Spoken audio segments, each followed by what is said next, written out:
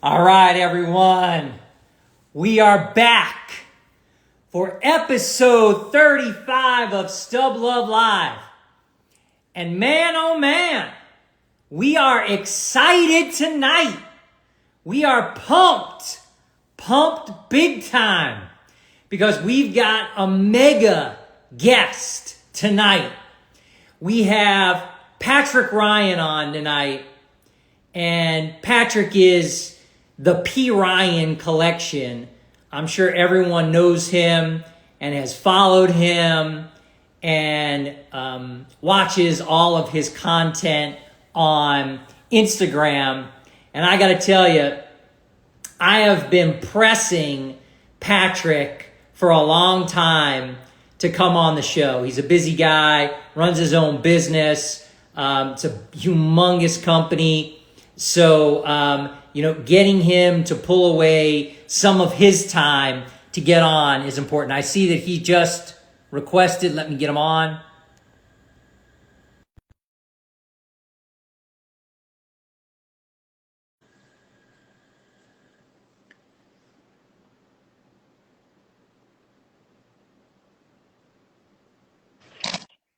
There he is. What's going on, man? Is. How are you doing? I'm doing great, man. I'm excited. I'm pumped to have you on. So we're good to go. Thank you so much for coming on. It's an honor and a privilege, Patrick, to have you on. So I'm kind of pumped. Thank you. I am going to show my age a little bit. I don't know if you know this or not. There used to be a financial company that had commercials, and it was a company called E.F. Hutton. Do you remember E.F. Hutton? I do. And yeah. The E.F. Hutton commercial in the line was, "When E.F. Hutton talks, people listen." And when Patrick Ryan talks, man, you better open your ears and listen. So, Patrick, thanks for coming on. The first thing that I wanted to bring up with you is, first of all, you're a huge ticket collector. Everyone knows you for picking up these couple of Jackie debuts, and we'll get there. But way before the Jackie debuts, you were big into tickets. So how did you get started in ticket collecting? I think a big part of it was just being in the ticketing business. So Eventle, like the company that I co-own and co-founded, we work with half the professional sports teams developing ticket strategies and solutions for them managing their ticket inventory. So I think it was there was a natural draw there. Also, I mean, as a kid, I was one of the millions of people who kept ticket stubs from events they went to.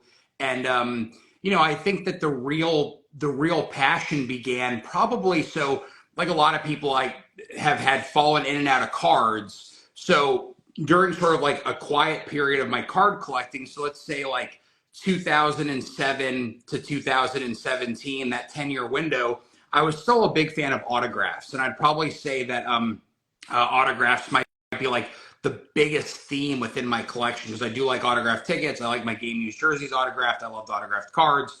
So like TriStar being based in Houston, they always have a couple shows. And there'd be times where like I still get a kick out of meeting athletes, whether it's a paid sit down signing or whatever. And so there'd be times I'd be like, oh man, TriStar has some cool people. What should I get signed? And this was still kind of before getting rookie cards signed was a big deal. And so I'd be like, there might be a cool ticket stub. And so even though I wasn't into cards, I was getting random ticket stubs, mainly Super Bowl tickets would kind of be my focus. And I think there's a couple of people that have close to full run Super Bowl MVP signed ticket collections, which is sort of nutty to think about. So like I would say that tickets were there for me even when I wasn't into cards. And so between the day job and then the passion for collecting, and then the passion for getting autographs, tickets were kind of a very consistent fit for me. Very cool. So I also know that you're friendly with Darren, and Darren has pumped tickets. He loves tickets. So anyone who's affiliated with Darren and collectibles has to find their way to tickets. Well, look, Darren's a great storyteller, and tickets lend themselves to telling stories. And I think that he and I were maybe two of the first people to try to look for some of the more random. I got such a. I picked up too many tickets, but here's an example. Like Buddy Ryan punches Kevin Gilbride, right? So like this ticket, the Oilers blowing out the New York Jets on a Monday Night Football game, is not really a monumental thing, except for the fact that that clip of Buddy Ryan punching Kevin Gilbride was like national news. And so if you were an active football fan in 1994, that might be like the number one highlight you remember, so maybe not number one, but like top five, right? And so like this ticket was probably sitting in some lot on eBay for like buy 15 tickets for $15. And so I think he and I were sort of drawn to the finding the needle in the haystack, and that needle just happens to tell a very poignant story. And I'd say this, Patrick, you've got a great eye for collecting. When you start talking about stuff, I got to tell you, people follow it. And Darren has a pretty good eye too. Darren can figure things out. He gets in before the boom. Two smart guys. So I don't know if you're aware, but we did the top 100 tickets. And it was a countdown from 100 to number one. Yep. Obviously, I shouldn't say obviously, but it was pretty obvious that the number one ticket was going to be the Jackie Robinson debut ticket. I think it is the holy grail of all ticket collectors. And if someone were to have one, that's pretty amazing. If someone were to have two, I don't even know what to say. Do you know anyone that has two, Patrick? Well, fortunately, I think I'm the only person that can lay claim to having two of them. And it's literally an honor. And there's fun stories behind both of them. And I think the other thing about Jackie Robinson, I think with your list, and I think there's like sort of this polarizing topic in the collecting of tickets is like, what matters more, debuts or like moments? Well, guess what? The Jackie Robinson ticket was both. It really was. It was his debut, but his debut was a moment. And the other thing that's in terms of my collection, I've got thousands of things in my collection. I've got a handful of, dozens of 5-figure plus cards. But like you talk about museum worthy, I do think that the Jackie tickets upon my hypothetical death would be like items that museums are like knocking down the door to have the rights to. I would be inclined for my estate, and actually I'm in the process of doing some estate planning. I'll probably tell my estate that do not sell these. These get donated, and there's a huge tax benefit to doing that. But like, look, I've got a ton of items that museums wouldn't take, right? So I think that that's unique, is that the Jackie debut ticket, of the thousands of things in my collection, there's maybe 5 that are like true museum worthy, not just sports museum worthy. And so it's obviously a true honor to own these 2 tickets. So let's talk a little bit about it, Patrick. So I want to talk about the first one, the first Jackie debut that you bought. I have some information. You purchased that. This is all public, so yeah. I'm not saying anything that I shouldn't be. Correct. You purchased the first one in an SCP auction in June of 2022 for $230,000. Gosh. And again, that was cheap. Wow. Cheap. Here's where Patrick is so ahead of the curve and smart. So I know you have the ticket there, but don't show it yet. Sure. So this was the ticket that you bought. I printed out a copy of it. You bought it as an authentic. It was PSA slabbed. It's in phenomenal shape on the front. Got the full brand tricky signature on the bottom. It's got a seat, a row, a section, but it was authentic. Here was the rub, and why I think people stayed away from it.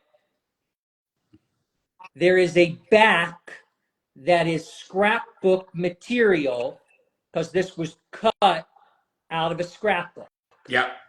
And then I even have, just because that's the way I am, one that's maybe shows it a little even. Okay. So now you have the scrapbook material. You buy the ticket for $230,000. Do you know, Patrick, when you buy it, I can get that off the ticket? So that wasn't even a consideration at the time. Like that auction, I was sitting in my house by myself. And like, I guess that's one benefit. I was highly focused on this item. And every time, like, I think it ended at like 1 a.m. Every time I bid up, I would go to my closet and grab a stack of cards or a stack of stuff and add it to this table. And so by the end of the night, my dining room table had approximately $250,000 worth of stuff. And I was asking myself every time I was bidding, I was like, would I trade everything on this table for that ticket? And the answer was yes, right? So I try to be pretty responsible with how I fund a lot of this stuff. Look, I obviously am putting more money into my collection than just kind of rotating and upselling and downgrading and that sort of thing. So it really wasn't a consideration. I just wanted it, right? Like I knew it was authentic. But then, you know, the story is that I got the PSA 3. So the authentic didn't become a 2 until I had secured the 3. And okay. I won the 3 like a year later. Like, you know, it was August of, it was like a year ago and Heritage is platinum. August 2023, Heritage Platinum Auction, 300K. Right. And so what happened was like, okay, I've got 2 of these and let me say something. In my collection, there are very few things that I have doubles of because, you know, I think I'm a good collector. And although I've had a lot of investing success, it's because I was a good collector first. If I hold 2 of something, I inherently almost always am nervous. It haunts me. I got 2 of these. It means I'm getting outside of my boundaries. But I said to myself, like, I actually do believe in the Jackie ticket as a viable investment. And so it was very deliberate to have 2 because I do think they're investment worthy. Whereas a lot of this stuff, I've kind of got differing opinions. Yes, it's worth money, but is it an investment, right? So, I mean, I think there's some, but once I got the 3rd, I started really studying the 2. And like literally, anytime I held my, you know, not studying this too, studying the authentic, you know, anytime I held that authentic, it's just such an overwhelming item. And considering it's one of the smaller items in my collection, I would just be emotionally overwhelmed, honored to own it, just thrilled by it. And then it wasn't until I got the 3 in hand and I was like, you know, the back is actually pretty interesting. You know, it's got some pretty standard ticket terms that tickets to this day have on them, right? And so I was like, let me study this authentic. And 2 things occurred to me. That ticket was probably slabbed when it was like $5,000. So some like dealer probably bought some massive lot of stuff and was just kind of churning through it and was like, I'm not going to risk damaging the ticket. It's fine as an authentic. You know, let's just say the person, you know, hypothetically valued the ticket $1,000, getting it slabbed makes it worth $5,000. That person didn't think much of it. And then I was like, look, thinking about scrapbooks and scrapbook materials, I was like, there's a real chance. And also I could see the edge of the scrapbook past the paper, past the ticket. Coming off a little bit, coming up. You can see it actually you can see the shape of the back of the ticket is actually, like, you can kind of see. Yep. Like, it's kind of clear that it's like, okay. I was like, man, maybe I could fingernail this thing. And I was like, that might not be the smartest thing. You can see it. Like, yep. You can actually see that it was cut out of a scrapbook, right? And so I contacted Heritage and I said, hey, look, let's just say let's do this. What are your thoughts on this? And they said, we actually have a guy that does restoration. Now, I actually don't know what they did to the ticket. There's a chance that they took it out of the slab and there was 1 dab of glue on the back and like it just popped off. There's a chance they soaked it, right? Like, I don't know. I don't really care. I'm just happy with the final results. But I promised them, I said, look, if I sell this ticket within the next 2 to 3 years, it's yours, right? So Heritage, the clock's ticking if I choose to sell it. They have the rights. And then, like, they called me and said, we got fantastic news. I mean, it came back. Firstly, they sent me pictures of it after the paper came out. They're like, yeah, it came back at 2. but I mean, everyone likes my 2 more than they like the 3. I mean, and I do think it's because you do have the section, row, and seat number. Um, so I do, like, look, I think the box, look, they're both fantastic tickets. I do think that my 2 would in auction would absolutely smoke the 1.5 that just sold. I mean, I think it would smoke it to dozens of thousands of dollars. And I was very aggressive in that bidding. I wasn't the second, but I was third.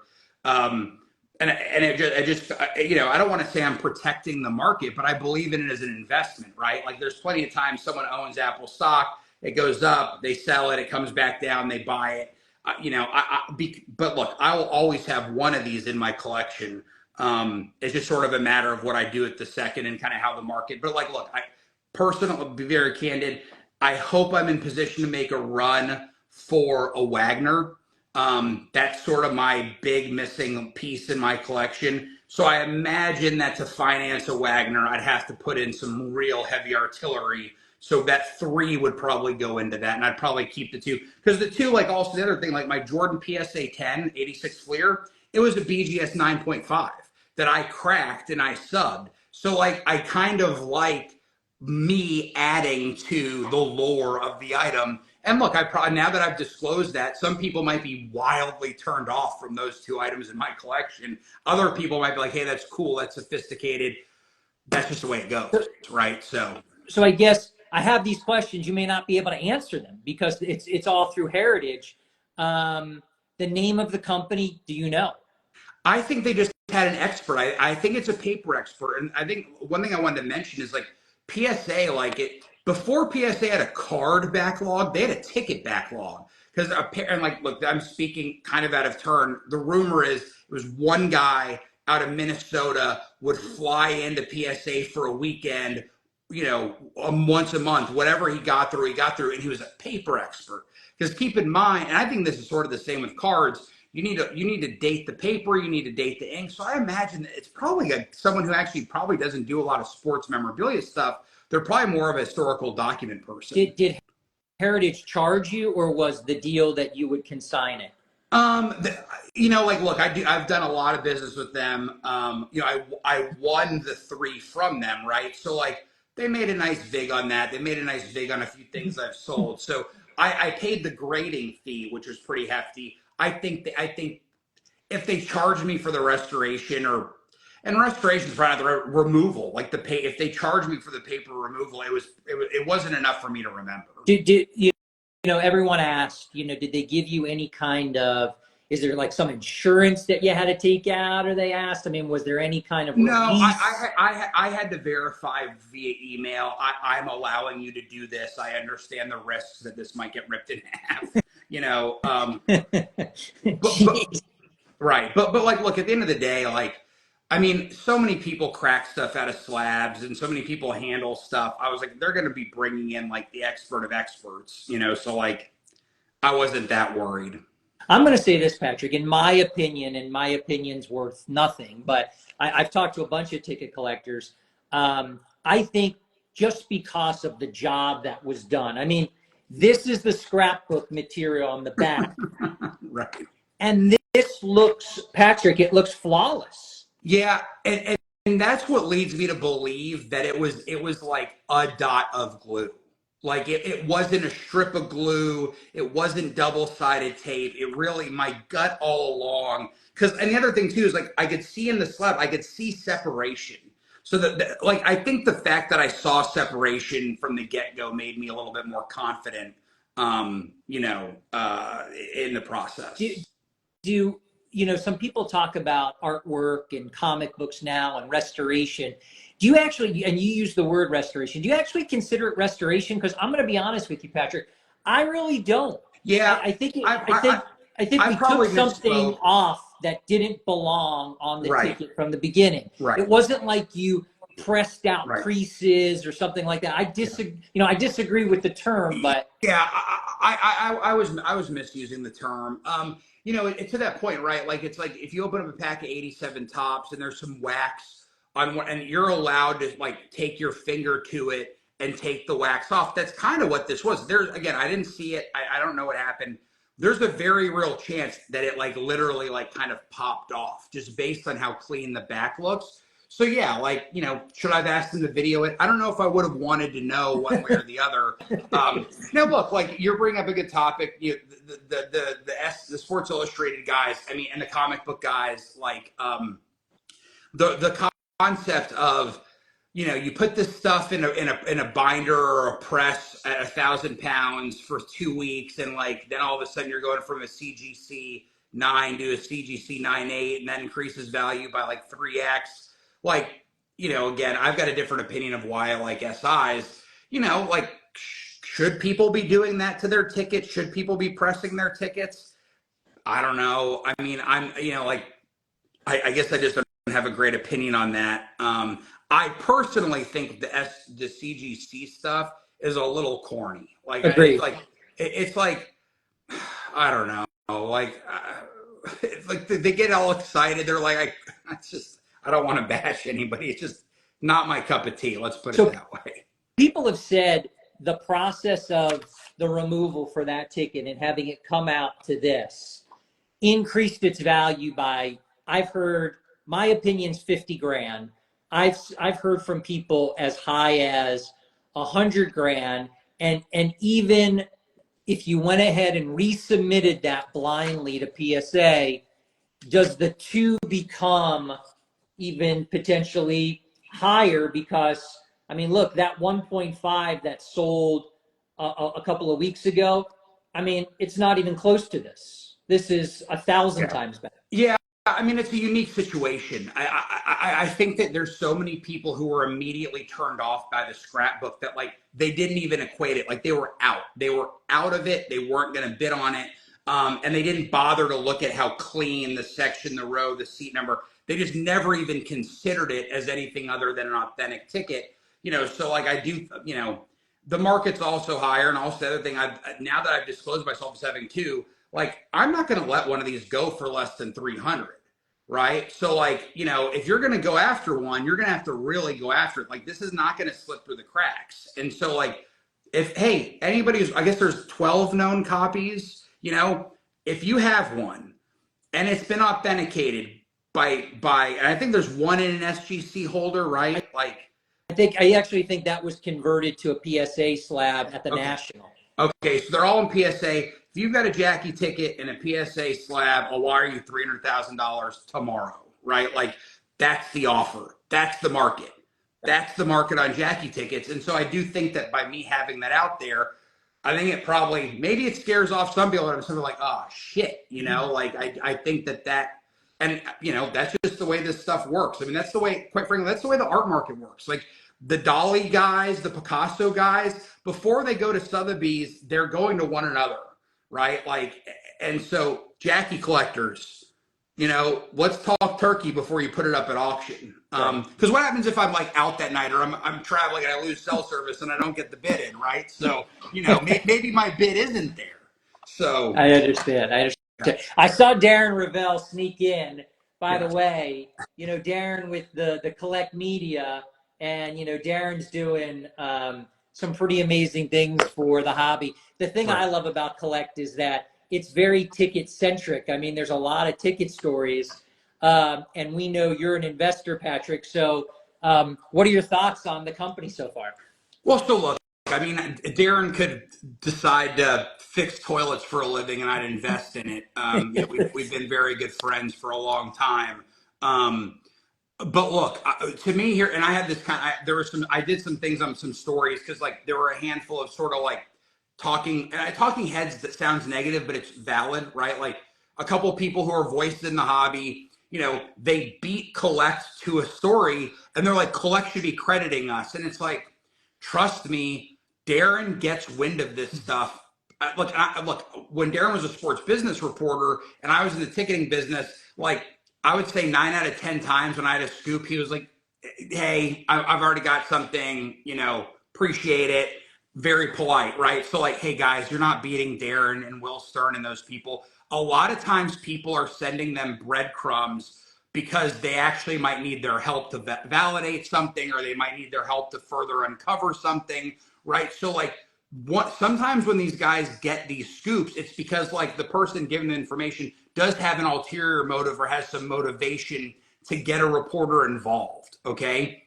And I'm sorry, myself included, and these other talking heads, you do not have any sway as a journalist. So like you calling up a third source doesn't do anything, right? It's sort of like investigative, like private investigator work, right? So like to me, so the big picture theme of why I like collectibles, it's a real journalist getting to the bottom of this stuff. And guess what, guys? Real journalists have to fact check. They've got to double check with sources. They've got to make sure things are signed off. So yes, you're going to beat them to the punch 9 out of 10 times. But 10 out of 10 times, their story is 100% accurate, and it's way more credible, and it's more complete. So like for me, I think the space is a big enough business. Darren's obviously got the brand. He's got the reputation. And so like, look, I think also Collect has the opportunity. Could they put on a sports business conference or a collectibles conference? I think there's, as an investor, I think there's some other angles for them outside of just covering the daily news in the sports collectibles world. Just don't have them bring in Tom Brady to be a guest and sign autographs for people. Boy, I couldn't believe, and it's funny. So a couple of the guys that I was at that Tom Brady event with, they're like, this isn't a big story. It's like, guys, this is actually like a big story. Yeah. Like, and I'm talking to Darren, and he's very interested. And I think it remains like Collect's most viewed article because it was just an insane set of circumstances. Any updates on that, Patrick? Have we heard where that's gone, or that's kind of just died on the vine? I mean, apparently there's a lawsuit of sorts. I mean, like, look, what I'll say is that the guy who owned the event, so basically what happened is the main event production company basically outsourced, like, or allowed this random autograph collector out of Mexico to like take over the Tom Brady portion. And, you know, the main guy who owned the conference, like, he refunded everybody immediately. Like, he was like, I didn't know what was going on. I don't understand this stuff. Like, I don't know why you guys are so mad. He signed your stuff. Like, and so I think that bothered some people when he was like, he didn't understand the nuances of it, but he was perfectly professional. There's a lawsuit. Like, look, but at the end of the day, I stand by what I said. Like, we collectively, all 12 of us idiots that were involved in this, like, we were trying to pull a fast one, right? Like, and guess what happens if something's too good to be true? It's generally not true. Yeah. So, you know, I think the collectors still hold most of the bag. I mean, that's just what it is. We knew the risk we were taking. Yeah, I agree. You're also friendly with Ryan Fitterman. I like Ryan. He's bought some stuff for me. I think he's great for the hobby. Really a hard worker, got a great story, came from, you know, this little nothing company, and now it's just incredible. Ryan and some of these guys who are promoters and they have these athletes under exclusives, they're now not allowing tickets to get signed, Patrick. Sure. And, you know, I'm going to leave, I've given my opinion on it, and I know Ryan's a friend. Yeah. And someone who you like, but what are your thoughts on that? That they've actually like barred tickets, like Tyson, no tickets. I even saw now, like even maybe Pete Rose isn't tickets. I mean, like, sure. So look, I mean, there's a couple angles to it. Obviously, like at my core as a collector, I don't love it. But the reason I don't love it is because like it was an arbitrage for me. So like I remember, you know, I was one of the first people to get Steve Young to sign Super Bowl tickets. And it sounds crazy to say that, but it's like I would send Steve Young 2 tickets. I would get one, I'd get them both slabbed, and I'd sell one. And a lot of times it covered the cost of my item. Like, now look, a lot of that margins come out of it because, you know, like I remember at Ryan Fitterman, I was the first person in line for Undertaker. I got Undertaker to sign 2 classic rookies. It was like the first time one had ever been slabbed and sold. It sold for $750. That paid for like my 5 Undertaker items that I got done, you know? So, you know, from at a core, yeah, I wish I could finagle and play around with this stuff and kind of make my collection. But you know, there's a couple angles. That the first angle is like there's a ton of risk in these contracts, right? So I do think that one way to mitigate that risk is some of the more expensive stuff, more valuable stuff. If the promoter, I mean, Fanatics does it. I mean, a lot of them do it, you know, that they want to keep for their own inventory or for their own resale purposes. I mean, like, look, that's the right they have. So I think that if we want to change this, collectors as a whole, I think it's not really about complaining about Fanatics or complaining about Ryan or complaining about any of the number of companies that are a little bit restrictive what they send in. It's going to the players' agents and saying, hey, you know, are you like helping try to educate? And by the way, that is very hard because a lot of these player agents, they're managing like so many different things for these players. They're just like, we get this big check from Fanatics. I don't give a shit what they do or don't sign as long as that check clears. And that might be the right way to look at it. But I do think that once players get into retirement, they do start looking at things a little bit differently. So I think that, like, look, the promoters, they have to hit a number. I mean, they're taking huge risks, you know, in these deals. It's more about trying to get to the athlete themselves or trying to get to their agent and explain why this may be good or bad for the hobby. My stance is I just wish, look, just upcharge. So there's two options really. That's my position Right. too. Just charge me a big number. Yeah. But charge me something. If I want Charge to a pay big it, I number. pay it. Charge a big number, or make like, you know, make it be like, hey, he's only signing 10 debuts. We have them. You can pre-buy them for X amount, or you can send yours in. So I think that like there could be some options, you know. But what I don't love, and I've seen this across the board, so it's not singling out Ryan or Fanatics or anything, you know, is that like you then see it on sports, you know, sportsmemorabilia.com is owned by Fanatics, and like you just see a signed debut sitting there for like $9,000. You know the raw debut is $3,000. You know the signature is maybe $1,000. It's like, man, like, you know, I can understand maybe cost of item, cost of signature, and then like a 30% premium. That to me is the you know, that's what I don't like. That they're really taking it out of market and just then hoping for a sucker. And like, you know what? If someone buys a Brady Auto 10 Super Bowl ticket for like 10,000 and they realize like the more liquid market's closer to 3,000, 4,000, that person doesn't feel good about your brand or your business. Yeah. Like, great, you scalped them once, but like, you know, you didn't really help them curate their collection. I kind of think I like what TriStar does. You know, what Jeff does is, you know, he upcharges you. So Griffey is, I think, 300 or 349 for a ticket, and if it's a debut or it's a first home run or Right. something, it's another 1,500 bucks. If Right. you as the collector wants to pay it, you know, not a terrible thing. You know, And I will say, by the way, like, hey, ticket collectors, you need to be aware of the fact that if this market really grows, there are going to be some people who don't want the signed ones. Yep. There are plenty. Like, look, I actually bought this from Darren, and it's Bret Hart's Montreal screw job. He actually, I think, fucked this up. Excuse my language. Like there's too much. The infamous Montreal screw job. You know, like I don't need like I would have liked Bret Hart, like just the Bret Hart. I don't need the inscription on this, right? agreed. So Agreed. now look, by contrast, my Bill Buckner Mookie Wilson is like perfect. Like that's very additive because those two guys tell the story. And the other thing with Bret Hart is like maybe I would have wanted Shawn Michaels on it too. Maybe get Vince McMahon. You know what I mean? Like so this actually, sorry, Darren, I hate the badger you. I overpaid for that. And maybe it wasn't Darren, but like, be careful, just be careful. Like, I think you need to be, you know, look, and then here's another one. This one is great. Vince Young, like, you know, like it's such a big ticket. It's like, it's silly without an autograph, right? So like, you know, golly, some of the stuff's so disorganized. Anyway. Let me ask you. You just said something, and I want to bring this up because I want to get your take on it. You said if this really takes off in the future, tickets, some people may not want them signed, and I agree with you. You know, in my theory, I've always been a guy that liked autographs. I chased autographs, but now I've kind of come to maybe not every ticket needs to be autographed. Here's the question though: how does this grow?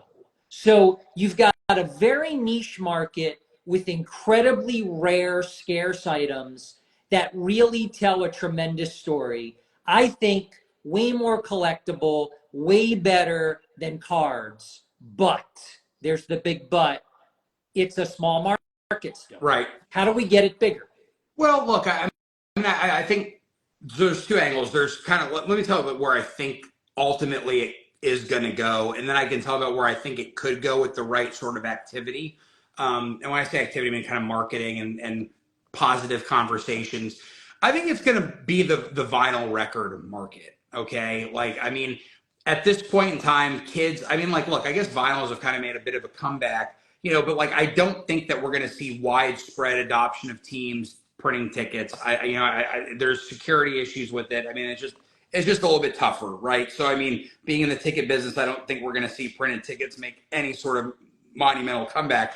So then it's like, what do kids think about them, right? Like, they're like, I didn't touch any of these. I never had any of these. Doesn't make a ton of sense. And so what we've seen in the vinyl record market, and I'm talking at a very high level, is that like stuff gets buried in collections. So like the best of the best, when it's rolling out to auction, it's like getting nutty. That's kind of my thesis on Jackie Robinson. It's like, yes, we've seen one a year for 3 years in a row. What if we go 5 years without seeing one, right? Like then all of a sudden it's $1 million, right? So I mean, and we've seen that with vinyls.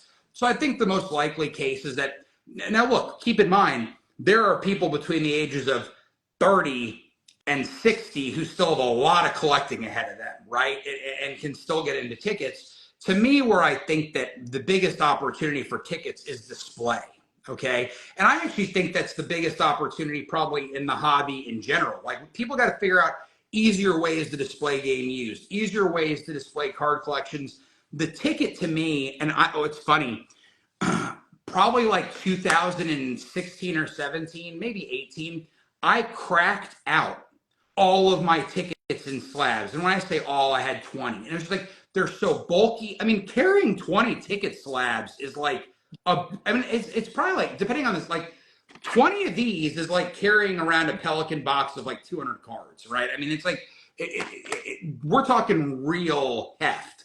And I was like, I just don't like the way they look. You couldn't photograph them well. I like touching them. I thought putting them kind of in, I bought Pro Images, one of the card, the sleeve companies, they make ticket sleeves, right? Like, and I was like, maybe just having a binder of my signed tickets is better. By the way, I think there is actually a time and a place for cards and binders and tickets and binders. Not everything needs to be slabbed. And I actually cracked out this stuff and just did a little binder of Super Bowl tickets.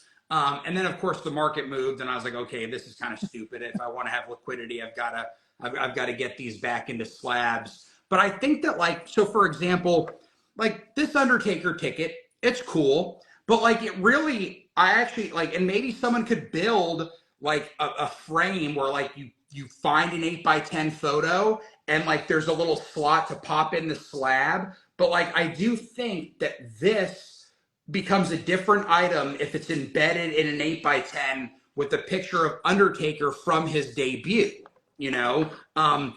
Same thing with, like the famous picture of Mookie Betts running to first base and Bill Buckner. Like, there's that famous picture from that angle. This ticket is a different item and quite frankly, like, look, that's the thesis of a lot of collectibles, but frame stuff, make it easy, make it come off the store's wall and onto your wall. There's a real business there. I think that's what tickets really probably need to be. And there's tons of great entrepreneurs in the collectible space. If someone wants to make it easy, like, and that might be even for a card, right? So like build a frame where you can slide in any 8x10 and there's a spot to either pop in a graded card or a graded ticket.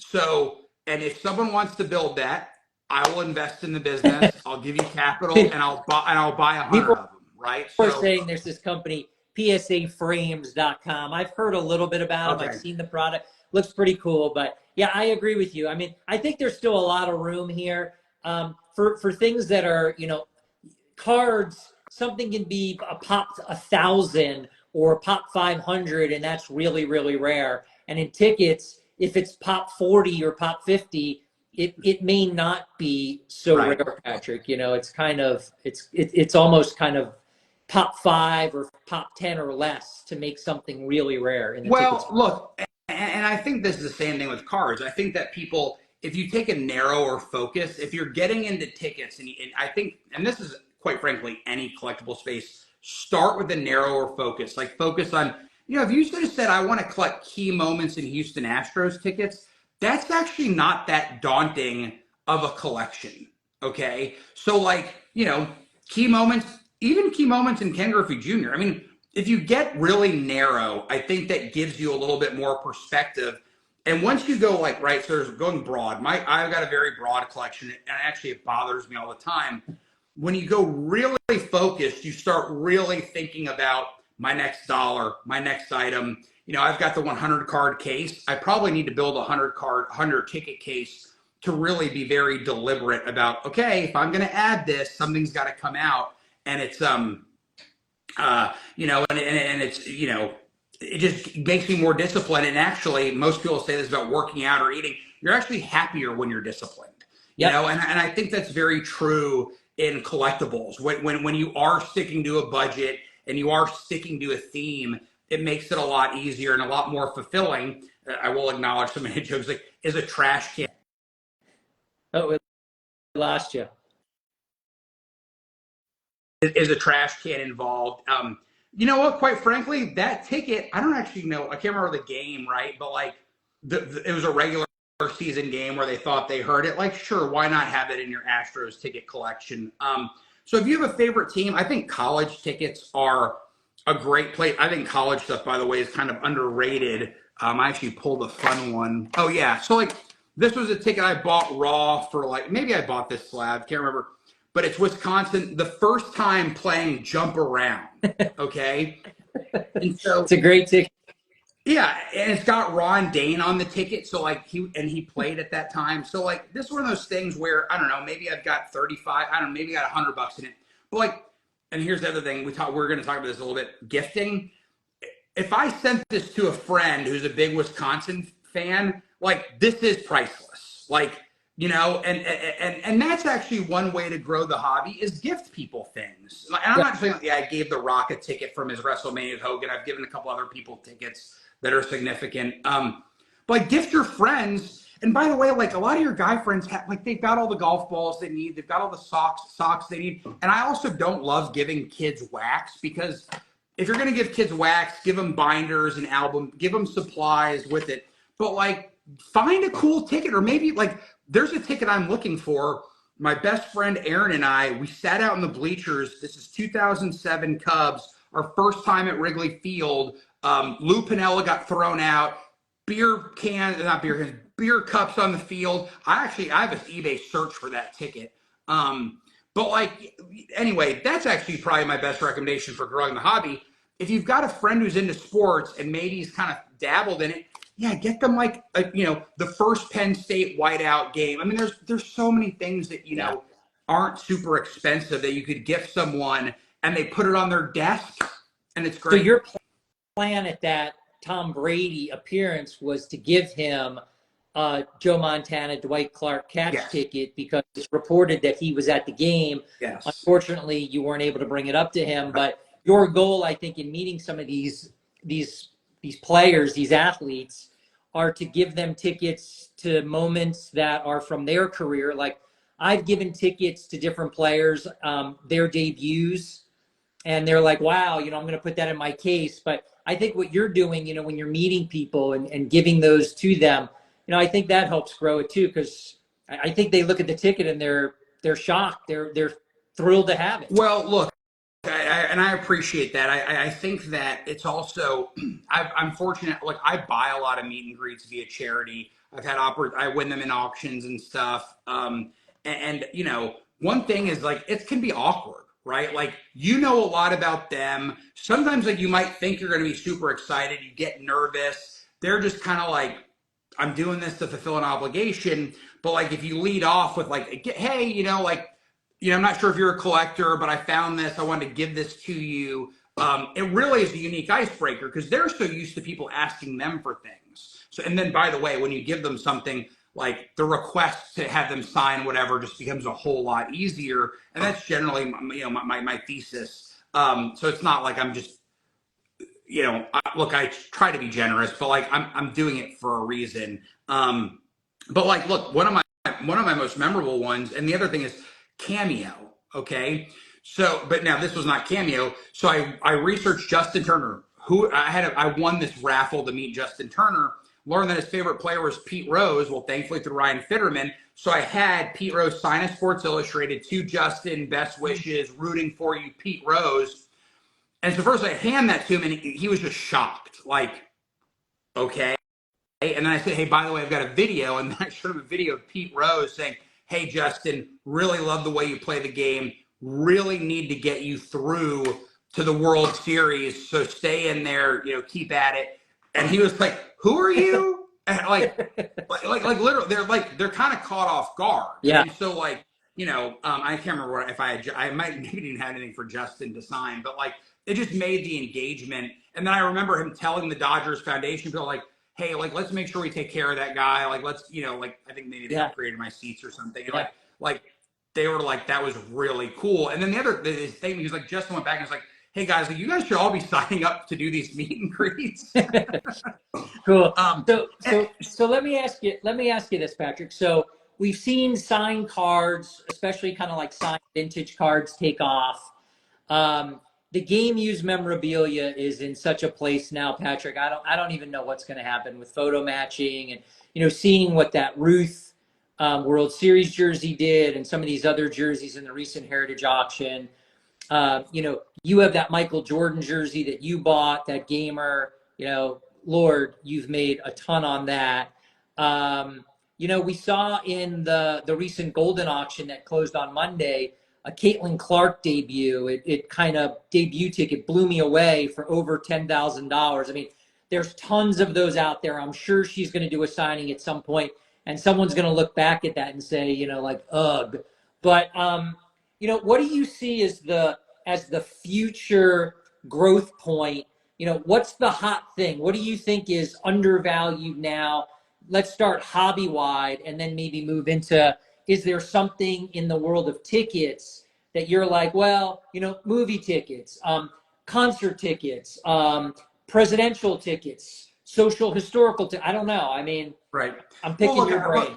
Look, I think there's a few ways to look at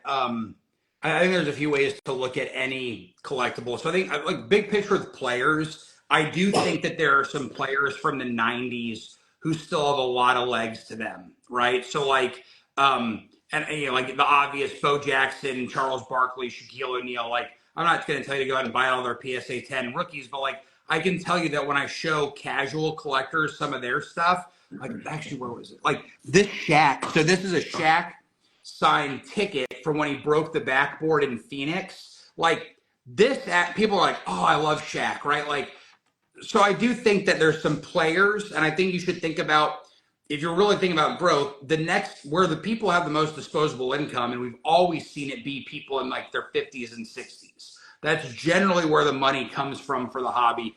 And maybe it's changed a little bit, shifted a little bit younger since the kind of boom. So it's like, okay, if you want to get ahead of the curve in 20 years, people who are 50 in 20 years or people who are 60 in 20 years, who did they really like? You need to look at the 90s and early 2000s. So there's that angle. In terms of like categories, the Sports Illustrated thing is interesting, right? Like, but then again, kind of like the same issue that tickets and jerseys have. You carry 20 Sports Illustrateds around, like you're getting a workout. So I'll show you something that I've got a couple things. I should have grabbed them earlier, but so I actually, and this is just random because it's in the corner of my eye. I actually think I call them secular, like non-sports publications, like someone to have been on and like this is just the cover, it's not the full magazine. It was scary how little I paid for this, relatively speaking. With the vintage Cassius Clay autograph on it. Well, it's actually Muhammad Ali, but it's an early Muhammad. It's dated 1971. Yeah. I also think that programs could have a bit of a moment, like, so I think, so here's the thing about both these items is that the eye appeal is off the charts, right? And like, so I think that I'm not a big proponent of people saying that this is like art or that's like art. I think there's some real people don't understand the differences and nuances in the market, in the markets. But like, if you think that this is like art, well, you might want to look for the things that have amazing eye appeal. And I do think that there's certain eras of tickets. I think there's certain eras of cards. I think there's certain eras of magazines and programs that have unique eye appeal. And then I think, David Ratliff, Signed in Slab, talks about this concept of like an instant collection. I think that like one way to grow, and like I had that success. I sold in Golden. I had like 100 iconic signed rookies, and it did so much better than expectations. That's a collection, right? So like, hey, a Jack Nicklaus signed flag, like bundling with Arnold Palmer. I think that one of the like best opportunities is like presenting curated items, right? So like, maybe a Mickey Mantle signed Time magazine, Muhammad Ali signed Time magazine. Guess what? Sometimes these Time magazines sell for less than signed Sports Illustrated. So I think at its core, players who are going to only be more appreciated by the people with money in 10 to 20 years. I think that items that have true eye appeal, like art. And then I think the curation of putting something together that makes it easy for someone to buy it with one transaction and they have like a mini instant collection. I think there's value there. I like it. So we wanted to talk. So we've been going for 51 minutes. I could go for 5 days with you, Patrick. So, but we want to try to have people watch it and enjoy it. So yeah. I know you talked to me a little bit about a bounty that you're looking to try to potentially throw out there and collect on. So tell our viewers what the bounty is, my friend. Yeah, so the bounty is it's a ticket that I bought for $15.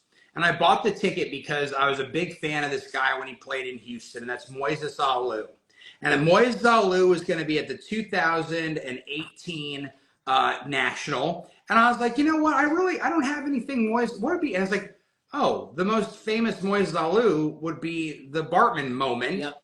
And so I bought a ticket from the Bartman game and had him sign it, right? And so this ticket, it wasn't labeled the Bartman game. It was just audience. It was $15, right? I think at like the Pandemonium, Bartman tickets were like $400, $500. Yeah, they still are. They still are. Really? Yeah.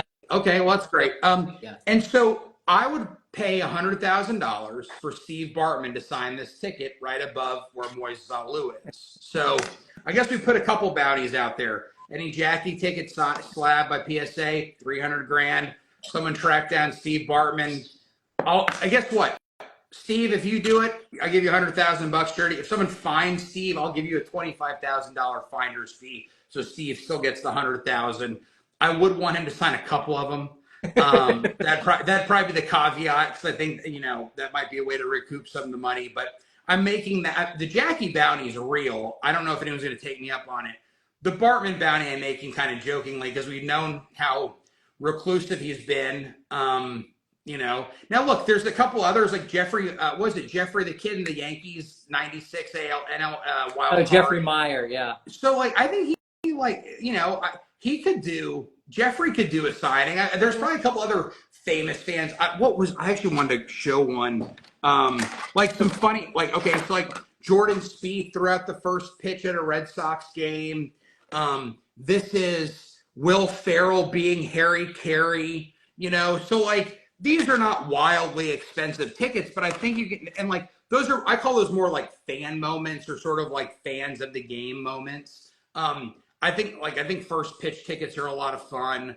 You could have fun with those and find that, like I found a Snoop Dogg first pitch, and it was just listed as the date of the game, right? Like the person didn't market it as Snoop Dogg first pitch. And so I think and look, I do think that there's a lot of people onto this now, but there's always an angle. There's always something. You never really know. Here's my suggestion, Patrick. 2 old school chasers. We got the National in Chicago 3 years in a row. I think we do a little research on our own, and you and I hunt them down and forget about the bounty. Let's be the first ones to ever get Bartman on a Bartman game ticket. Hey, I'm all for it. I think it'd be a lot of fun. I think it'd be great content. I'd like to close with, look, I really appreciate you guys taking the time to do the 100 ticket countdown.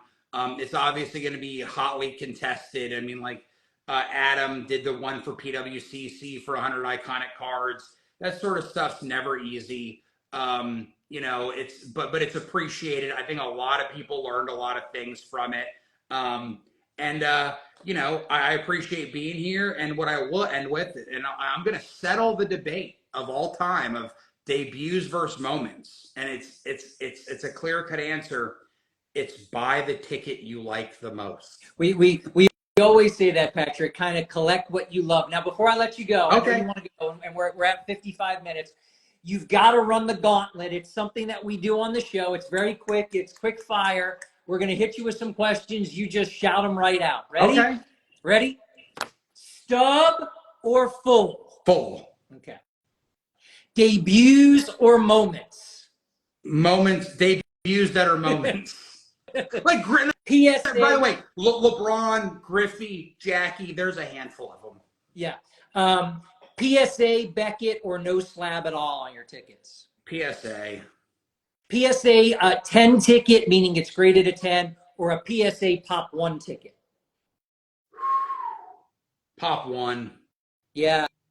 I think most people like the rarity. Would you rather have an Earl Campbell NCAA debut? I know you're a Texas guy, or a Ricky Williams NCAA debut ticket? Well, I've got the Ricky debut sitting on this desk, so I'll take the Earl.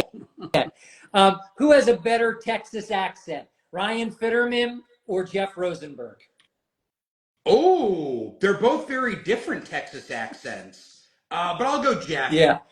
It's got to be Jeff. Jeff's got a great one. Ryan, you know, he's got a new show out on YouTube. I've watched a little bit. I didn't realize that his accent was so pronounced, but it is a little bit of a different. By the way, since we're talking Ryan and Jeff, it's worth noting Ryan got his start working at TriStar and being like one of the guys that would like get the photos for the signings and or sit with the players while they were signing and you know. And look, I don't know if they're friends still or not, but Ryan does set up at TriStar shows, and so I mean, can't be that bad of blood. Better upside in the hobby world and the ticket world, Jackie Robinson or Michael Jordan? Jackie. I mean, and by the way, I mean, it's not even close because of what we're seeing with Jordan. I know you're friends with Ken Golden. And by the way, I'd like to say something. I have more exposure in Jordan despite having shown these two Jackie tickets. I understand you do. Yep, I agree. I know you're friends with Ken Golden. Did you watch King of Collectibles? I watched both seasons, start to finish, basically binge watched them. You talk about growing the hobby. You know, thankfully I work in the world of sports. Let me tell you guys something. I know a lot of people want to talk crap about Ken or talk about the show. The most number of texts I get from colleagues in the sports business industry is when the first season came out and then the next season came out. Yep. I had people over my house and I FaceTimed Ken, and it was like I was FaceTiming one of the Backstreet Boys. I mean, people were going nuts. So thank you, Ken, for being a friend. Also, thank you, Ryan. Thank you, Jeff. Thank you, Darren. I owe a lot to all those guys for my collections. Yeah, good stuff. Who would win in a steel cage match? David Ratliff or Eric Nierman of VVG Club? I think people take for granted that David's pretty big and David played quarterback. So, I mean, just for that reason, I like David. I think Eric would probably be a good, like, for wrestling, I think David would probably be the bigger, more, you know, entity. But I think Eric could be a pretty good character in ring, for sure. You never know. 5 items that if you were going to, and God forbid, you know, die and be buried with, what are the 5 that you're picking? We know you're taking with you one of the Jackies. I gotta believe you're taking with you one of the Jordan Gamer. What else? I don't have it yet, but I take the Wagner once I get it. You know, the 1914 Cracker Jack Shoeless Joe is a very weighty card. I think people might take for granted it doesn't have the same weightiness as holding a Jackie debut, but people like really like it's one of those things where like casual, like you know, like how some people have an aura about them, or like you'd be like someone just walked in the room, like Tracy McGrady was a great example of that. That Shoeless Joe Cracker Jack has that to it. Jeez Louise. Oh, this is Kobe jersey, you know, maybe one of your oh paintings. The Banksy. well, the paintings are tough because I actually want to be able to put in my casket. Daryl Strawberry gave me a bat at a 1994 San Francisco Giants game, so I'd probably take the Strawberry bat. So Yeah. I think so. The to be had Wagner, Jordan jersey, Jackie ticket, Shoeless Joe, and I think was Yeah. that 5? I think. And the strawberry Yeah. bat. Yeah. Great. Well, Patrick, I really appreciate you coming on. A lot of fun. You got to come back. You're just too good. Good for the hobby. I want to thank you for Yes. being you in the hobby. I know you said today you were being modest. I'm not a hobby goat, but you are absolutely a hobby goat. And we really, really appreciate it. I appreciate you coming on. Episode 35 of Stub Luv Live with Patrick Ryan, the P. Ryan Collection. Thanks a lot, man. I appreciate it. Man, All right. we'll share it to my page later Be on. well. Be See well. ya. Bye-bye.